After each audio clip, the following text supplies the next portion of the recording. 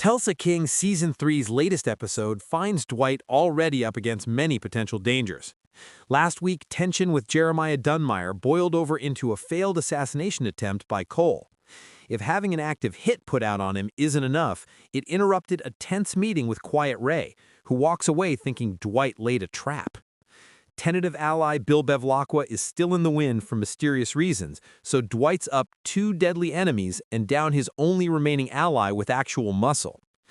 Episode 7 begins with Dwight receiving a phone call from Quiet Ray, and Dwight picks up and immediately says of the assassination attempt, "All that was meant for me." Ray asks if he saw it coming, which Dwight denies, and clarifies that it would make no sense to consciously put Ray in such a precarious position. Ray and Dwight exchange grievances, but to make peace, Dwight offers to finish the business we started, offering to make it lucrative if Ray could use his connections to distribute the 50 in hotels, casinos, and so on. Ray agrees, but he promises the day will come soon when they need to finish their conversation.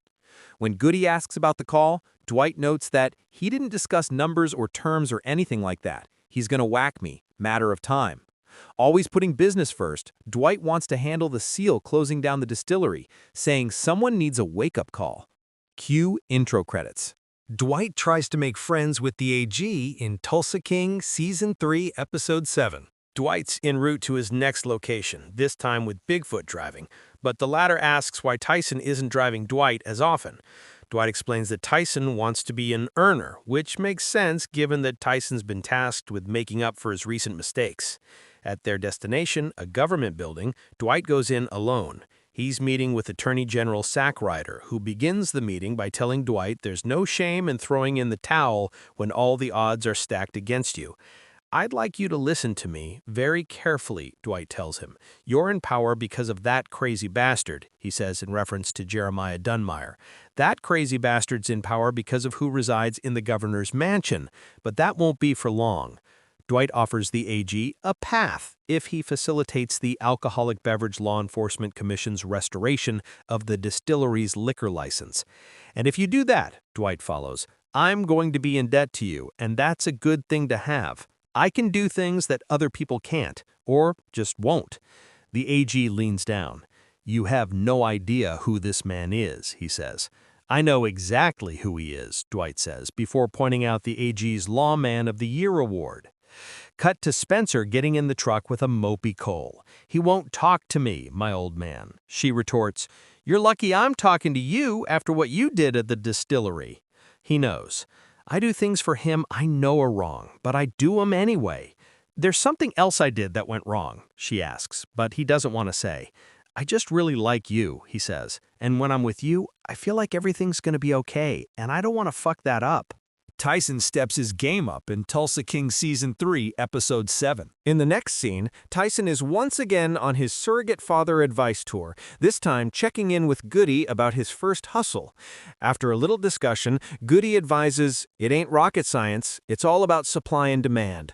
What do people demand, and how could you supply it?" He suggests Tyson becomes a fake cop, robbing bad guys of ill-gotten goods. He suggests college kids, and Tyson pulls in Spencer, his college connection. Cut to Dwight calling Margaret, needing a political favor. Back with Tyson, Goodie, and Spencer driving to a frat house, when the latter notes they're known for supplying drugs to both campus and Tulsa writ large.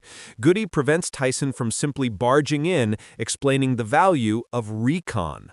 "When you paint a room, you've got to do your prep work first," he explains. Spencer offers to go in and do recon at the frat house. Cut to Margaret meeting for lunch with the wife of the Attorney General. It's a fancy spot that requires membership, and she comments, "The hubby keeps saying that we're going to apply for membership, but like they say, if I had a dime for every broken promise." She continues to lament the AG's lack of lawyerly perks now that he works in the supposed public interest, but Margaret asks if his position is a stepping stone towards higher office, right? She laughs and says maybe, citing that such ambitions would bring greater scrutiny. Sensing a deeper story, Margaret suggests drinks. One scene later, she's pulled away to call Dwight to let him know about the AG's marital problems. Dwight's happy, but we don't hear what his weakness is from their call. Dwight gambles on the Attorney General in Tulsa King, Season 3, Episode 7. Later that night, Dwight and Bigfoot arrive at the campaign office of Carl Thresher, who seems pleased with his chances for office, mentioning that the opposition is getting agitated. Dwight he's just been to see the AG. He wasn't buying my deal. Thresher chides him for not knowing the political culture of Tulsa. They just like working with their own. But Thresher makes it clear he doesn't want to intervene with the AG. I got a real shot at this thing, so why would I risk it all to curry favor with some AG on your behalf? Margaret explains that it could be in his interest, building relationships. If you can pull the AG away from the governor, which I think you can, maybe even get him to endorse you, a move like that could put you over the top. Dwight offers his casino as a meeting spot, and they shake on it. While waiting for Spencer to leave the frat, Tyson and Goodie put on a pair of badges that the latter had acquired. She returns, noting who and what she saw while at their house. Goodie and Tyson enter, guns drawn, and don't encounter any resistance from the fraternity brothers. They force everyone to get on their knees, hands up, and zip-tie their wrists together. One of the frat brothers, Ben, recognizes Tyson from Criminology 101. From the roof, Tyson and Goodie pull bags of drugs and another massive bag of cash, and the pair grab the bags and bounce quickly. Back at the car, Goodie wants to take half the cash, while Tyson and Spencer make plans to sell the drugs. Back at the Bread 2 Buck Casino and Cabaret, the AG exchanges a warm greeting with Thresher. The latter explains that our campaign is hitting its stride, and I think a lot of that is because I've been rubbing shoulders with real Oklahomans. The AG orders an Arnold Palmer, but after he sees Thresher's martini, he orders the same. It cuts to security cam footage of Thresher and the AG, revealing that Dwight, Margaret, Bigfoot, Mitch, and Grace are all watching intently. Dwight sends Grace in, and while Thresher's schmoozing the AG, Grace enters with free poker chips. Thresher senses a greater plan afoot and mutters to himself, "You son of a bitch," while looking around. The AG suggests they conclude business, asking, why not just spend the house's money, call it a day? As the AG heads towards the casino, Dwight comments, hook, line, and sinker, to the crew. Dwight channels Sun Tzu in Tulsa King, Season 3, Episode 7. Mitch notices Jeremiah and a slew of his thugs have pulled up to the casino. Dwight and Bigfoot leave to confront them.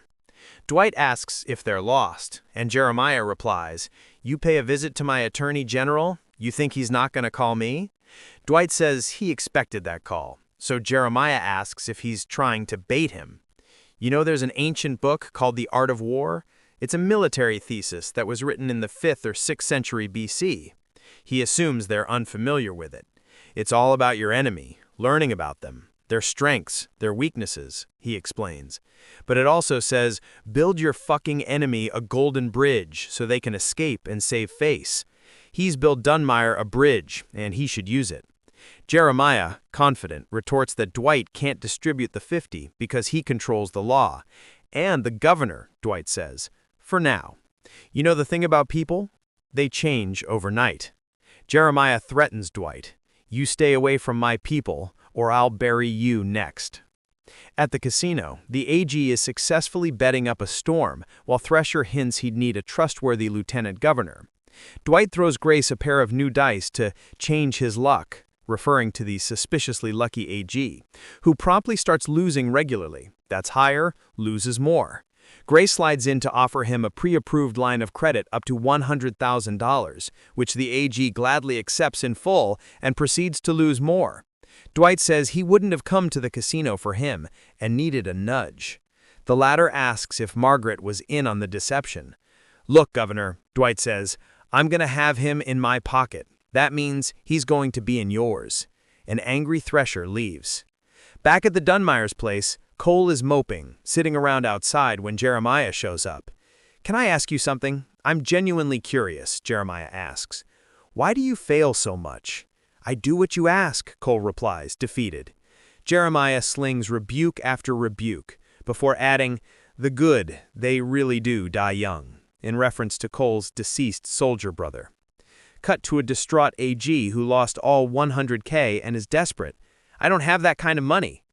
Dwight makes a deal with him. He'll waive the debt and protect him, if he has Dwight's back. Back with Jeremiah, who receives a package from Dwight, a copy of The Art of War with the words "You lost" inscribed on it. Jeremiah busts into the AG's office angry that the AG restored the distillery's license, and the AG says, "I have stronger protectors now than you, Jeremiah, men of honor." Jeremiah lunges at him across the table, getting a few punches in, but security arrives.